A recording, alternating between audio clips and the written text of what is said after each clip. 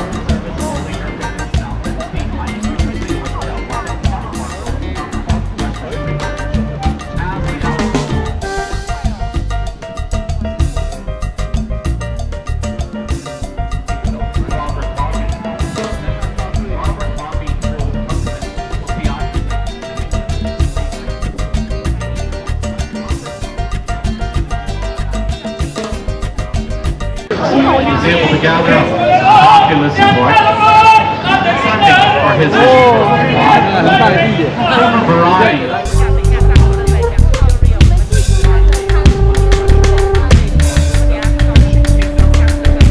On street level, you'll see Robert Huntland hold off the sign with his initials, R.H.H. Huntland.